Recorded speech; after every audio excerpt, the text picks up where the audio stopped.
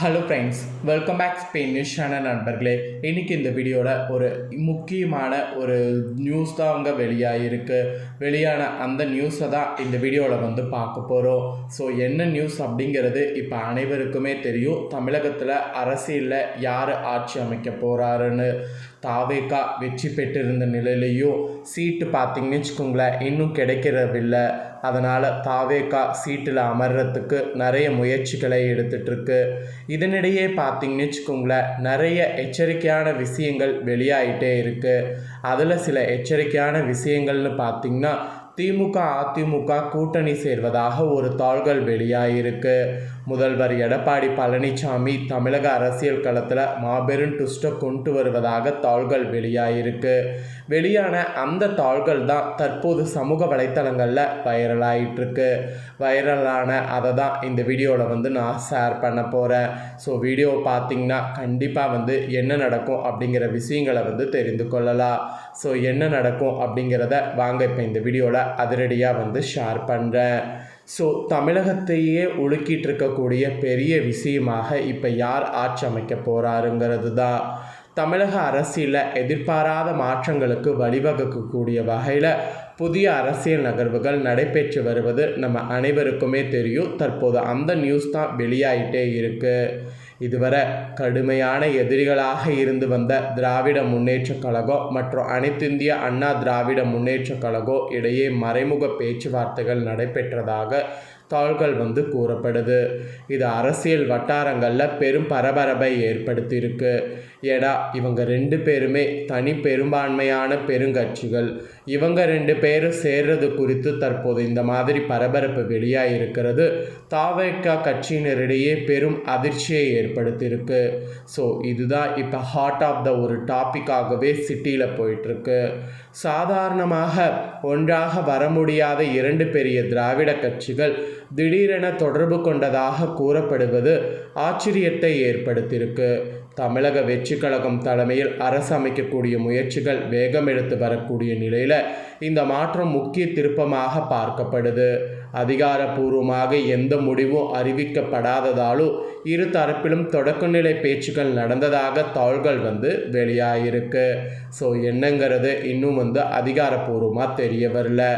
எண்களில் அரசியலில் சிக்கல்கள் அப்பப்போ வரும். அந்த மாதிரி தான் இப்போ பெரிய சிக்கலே வந்திருக்கு. சமீபத்தில் நடைபெற்ற சட்டமன்ற தேர்தலில் திராவிட முன்னேற்ற கழகம் 59 இடங்களையும் அனைத்திந்திய அண்ணா திராவிட முன்னேற்ற கழகம் 47 இடங்களையும் கைப்பற்றிருக்கு. இவை இரண்டுமே இணைந்தாலும் மொத்தம் 106 உறுப்பினர்களே இருக்கிறாங்க. ஆனால் ஆட்சி அமைக்க குறைந்தபட்சமாக 118 உறுப்பினர்கள் தேவைப்படுறாங்க. இதனால் சிறு கட்சிகளுடைய ஆதரவு இவங்களுக்கும் அவசியமாகுது.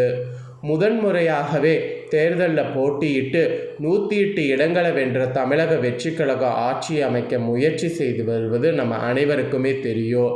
ஆனால் பெரும்பான்மைக்கு இன்னும் 10 உறுப்பினர்கள் தேவைப்படுறாங்க. ஆளுநரை சந்தித்து ஆட்சி அமைப்பதற்கான உரிமை கோரப்பட்டாலும் முழு ஆதாரங்களோடு வரும்படி அறிவுறுத்தப்பட்டதாக மேலிடத்திலிருந்து தாள்கள் வெளியாகிருக்கு. சிறு கட்சிகளுடைய நிலைப்பாடு இன்னும் தெளிவாக இல்லை. விடுதலை சிறுத்தைகள் கட்சி தனது முடிவை ஒத்தி வைத்திருக்கு. இடதுசாரி கட்சிகளும் தங்களுடைய முடிவை பின்னுக்கு தள்ளி இருக்கிறாங்க. இந்திய யூனியன் முஸ்லீம் லீக் உள்ளிட்ட கட்சிகளை இதுவரை ஆதரவு உறுதி செய்யவில்லை. இந்த சூழ்நிலையில் பெரிய கட்சிகளின் மறைமுக பேச்சுவார்த்தைகள் சிறு கட்சிகளுடைய முடிவுகளை பாதிக்கக்கூடிய வாய்ப்பு உள்ளதாக தாள்கள் வெளியாகிட்டுருக்கு. ஸோ இந்த மாதிரி அரசியலில் திக்குமுக்காடுற மாதிரி நிறைய சம்பவங்கள் நடந்துகிட்ருக்கு.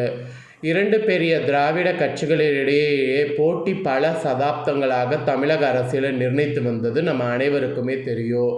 ஒரு காலத்தில் ஒரே கட்சியாக இருந்த நிலையில் ஏற்பட்ட பிளவு பின்னர் கடுமையான அரசியல் எதிர்ப்பாக மாறியது. இப்போது அந்த வரலாற்றை மாற்றக்கூடிய வகையில் புதிய கூட்டணி உருவாகுமா என்பது பெரிய கேள்வியாகவே இப்போ அமைந்திருக்கு. தமிழக அரசியலில் இப்போது நிலவக்கூடிய சூழ்நிலை மிகவும் பரபரப்பானதாக இருக்குது. எந்த கட்சி யாரோடு இணையோ யார் ஆட்சி அமைப்பார்கள் என்பது இன்னும் தெளிவாகவில்லை. அடுத்த சில நாட்களில் நடைபெறக்கூடிய ஆலோசனைகள் தமிழகத்தின் அரசியல் எதிர்காலத்தை தீர்மானிக்கக்கூடும் என்பது மட்டும் நல்லா தெரியுது. மேலும் அரசியல் கணிப்பாளர்கள் இந்த நிலைமை தமிழகத்தில் புதிய அரசியல் கலாச்சாரத்திற்கான தொடக்கமாக அமையலாம் என மதிப்பிடுறாங்க. பாரம்பரிய எதிரிகள் கூட சூழ்நிலைக்கேற்ப இணையக்கூடிய காலம் வந்துவிட்டதாகவோ அவர்கள் கருத்து தெரிவிக்கிறாங்க. இதனால் வாக்காளர்களுடைய எதிர்பார்ப்புகளும் மாற்றமடைந்து எதிர்கால தேர்தலில் கூட்டணி அரசியலிலே முக்கிய பங்கு வகிக்கலாம் என்பது குறிப்பிடப்படுது. ஸோ அது எந்த அளவுக்கு அப்படிங்கிறது போக போக தான் தெரியும். இன்னும் அதிகாரப்பூர்வமாக எதுவும் வெளியாகவில்லை. அதனால் யாரும் பெருசாக பயப்பட வேண்டாம். அதே போல் நடக்கக்கூடாதது நடக்கிறதா, அரசியலில் மிகப்பெரிய ட்விஸ்டா அப்படிங்கிற மாதிரி மூத்த பத்திரிக்கையாளர்களே திடீர் எச்சரிக்கை வந்திருப்பதாக சொல்லியிருக்கிறாங்க. அவங்களும் இதை பற்றி தான் சொல்லியிருக்காங்க. ஸோ அவங்க என்ன சொல்லியிருக்காங்கங்கிற அந்த ட்விஸ்ட்டையும் உங்களுக்கு சொல்கிறேன். அதையும் இந்த வீடியோவில் தெரிஞ்சுக்குங்க. தாவேகா ஆட்சி அமைக்க உரிமை கோரி வரக்கூடிய நிலையில் தமிழக அரசியலில் மிகப்பெரிய ட்விஸ்டாக ஒரு தாள்கள் சிறகடித்து பறக்கிறது. திமுக அதிமுக கூட்டணி அமைத்து ஆட்சி அமைக்க தயாராவதாக ஒரு தாள்கள் பரபரப்பாகிறது. இது தொடர்பாக மூத்த பத்திரிகையாளர்கள் சிலரும் இதை பற்றி பேசியிருக்கிறாங்க. தமிழ்நாடு சட்டசபை தேர்தலில் விஜய் தலைமையிலான தாவேகா தனித்து 108 இடங்களில் வென்றிருக்கு. எந்த கட்சிக்கும் தனிப்பெருமை கிடைக்காத சூழலில் தாவேகா தனிப்பெரும் கட்சியாக வெற்றியிருப்பதன் மூலம் அக்கட்சி ஆட்சி அமைக்க உரிமை கோரியிருக்கு. மேலும் 2 வாரங்களில் பெரும்பான்மையை நிரூபிக்க கால அவகாசமும் தாவேகா கூறியுள்ளதாக தகவல்கள் வெளியாகிருக்கு. இதில் திமுக தனித்து 59 தொகுதிகள்லையும் அதிமுக தனித்து 47 தொகுதிகள்லையும் வென்றிருக்கு. அதேபோல் திமுக கூட்டணியாக 73 தொகுதிகள்லையும் அதிமுக கூட்டணியாக 53 தொகுதிகள்லையும் வென்றிருக்கு. 1967 திமுக ஆட்சி அமைத்தது முதல். அப்புறம் அந்த திமுகவே அல்லது அதிமுகவே கடந்த 59 ஆண்டுகளாக தமிழ்நாட்டை ஆண்டு வந்திருக்காங்க. அதாவது 1967 திமுக ஆட்சி அமைத்தது முதல் திமுக அல்லது அதிமுக கடந்த 59 ஆண்டுகளாக தமிழ்நாட்டை ஆண்டு வந்திருக்கிறாங்க. இரு கட்சிகளையுமே பின்னுக்கு தள்ளி விஜயின் தாவேகா முதல் தேர்தலை 108 தொகுதிகளை கைப்பற்றி இருப்பது பெரும் ஒரு சாதனை தான். பெரும்பான்மைக்கு தேவையான 118 இடங்களில் வெற்றி பெற்றாதான் ஆட்சி அமைக்க முடியும் என்பதால் தாவேகாவிற்கு தனிப்பெரும்பான்மை கிடைக்கவில்லை. விஜய் பெரம்பூர் திருச்சி கிழக்கு என 2 தொகுதிகளை வெற்றி பெற்றுள்ளதால் ஒன்றில் பதவி விலக வேண்டும். அதனால் ஒரு தொகுதியின் எண்ணிக்கை குறையும். அப்படியானால் தாவேகாவிற்கு 107 எம்எல்ஏக்கள் இருப்பார்கள். தாவேகாவிற்கு மேலும் 11 எம்எல்ஏக்களுடைய ஆதரவு தேவை. காங்கிரஸ் கட்சியில் 5 எம்எல்ஏக்கள் ஆதரவு தற்போது தாவேகாவுக்கு கிடைத்திருக்கு. இதனிடையே தான் திமுகவும் அதிமுகவும் இணைவதாக தகவல்கள் வெளியாகிருக்கு. ஸோ இது எந்த அளவுக்கு உண்மை அப்படிங்கிறது இதுவரையும் வெளியாகவில்லை. ஆனால் இந்த டைம் நடக்குமா அப்படிங்கிறது பெரிய ஒரு இதாகவும் எழுந்திருக்கு.